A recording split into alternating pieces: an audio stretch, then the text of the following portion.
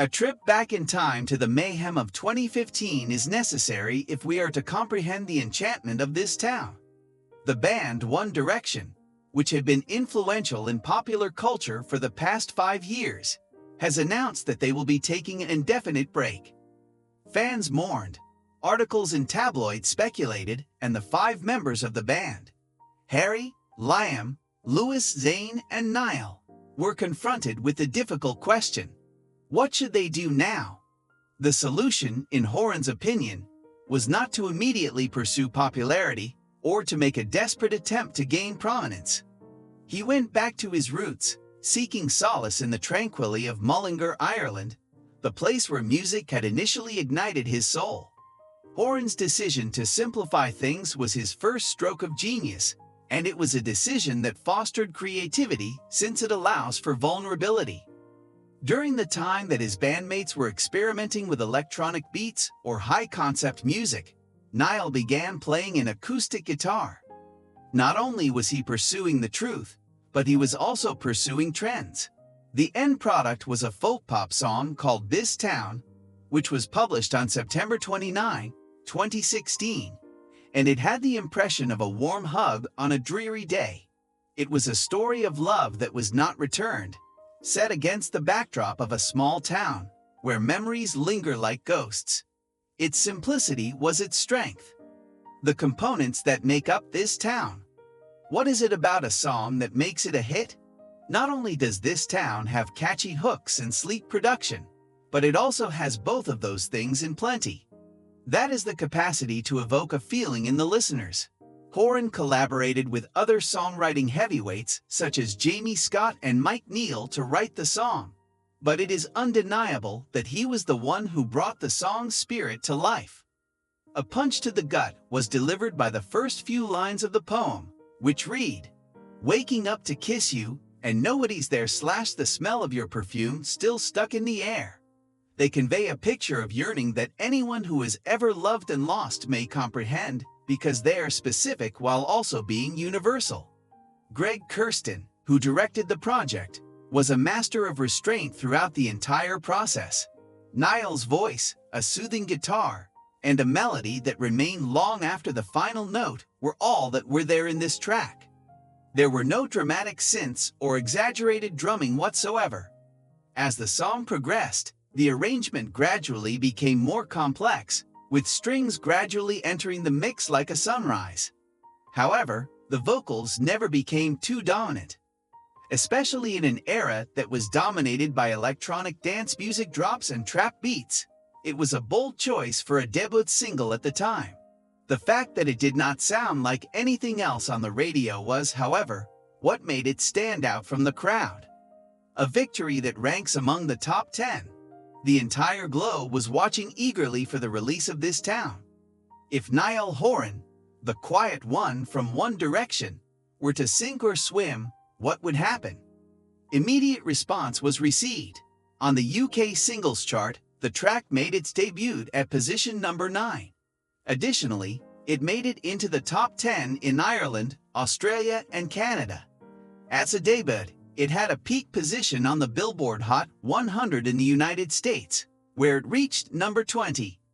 An even more significant story was revealed by the streaming numbers.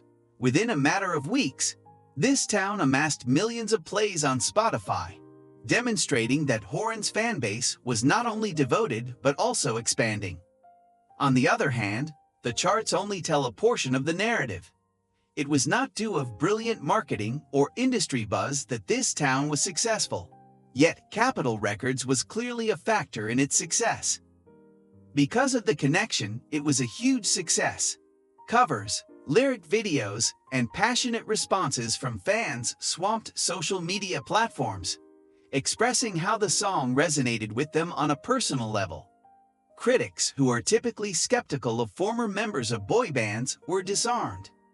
According to Rolling Stone, the album possesses heartfelt sincerity, while Billboard referred to it as a promising start.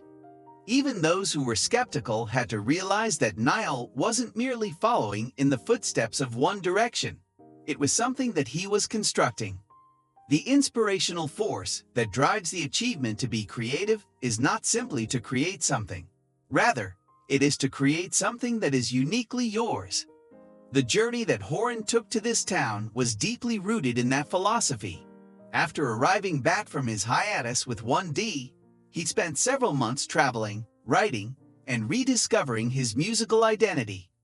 It was folk giants like James Taylor and indie darlings like Bon Iver that served as his sources of inspiration. He combined the contemplative narrative of these artists with the wide appeal of pop music.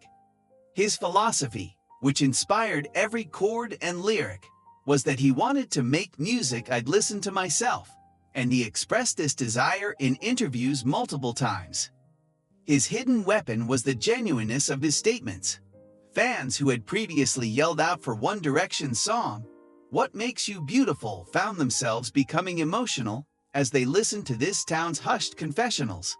The fact that Horan was Niall was sufficient. He was not attempting to become the next Justin Bieber or Ed Sheeran on the scene. In a way that very few pop singers are able to accomplish, he was able to connect with his audience thanks to his Irish charm, self-deprecating humor, and refusal to take himself too seriously. When he sang this town on television shows, such as The Tonight Show or Graham Norton, it was more than just a performance. It was a conversation with the audience. The effect of ripples. It was not just the success of this town that launched Horan's solo career, but it also laid the groundwork for his first album, Flicker, which was released in 2017. This town was not a fluke, as evidenced by the fact that the album, which went even farther towards folk pop, debuted at #1 in countries such as the United States and Ireland. Horan's versatility was demonstrated by songs such as Slow Hands and Seeing Blind, but it was this town that established the foundation. It served as a reminder that he was capable of telling stories with a sense of depth and grace. In addition to its musical contributions, this town encouraged a new generation of aspiring musicians to follow their gut feelings. In a culture that is fascinated with viral hits and trends on TikTok, Horan demonstrated that a straightforward song that is conveyed in a way that is compelling can still move mountains. Those who aspired to be composers saw a way forward. You did not require autotune or a gimmick in order to be successful. Simply put, you needed a tale that was worth telling. How it mattered back then, and why it still does. When seen in retrospect, the tenure of this town in the top 10 feels like more than just a chart figure. A young man from a tiny village in Ireland, who was just 23 years old at the time, reminded the world that music could still have a sense of personal connection. This was a moment when authenticity won over artifice. In the year 2025, despite the fact that pop music is still developing, Horan's first single continues to be a landmark, serving as a reminder that the essence of creation is in connection.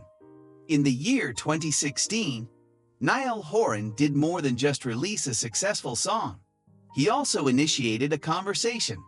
Those who listened to this town were invited into his world, and they remained there because it was so familiar to them. It was unfiltered, it was genuine, and it was unmistakably delivered by Niall.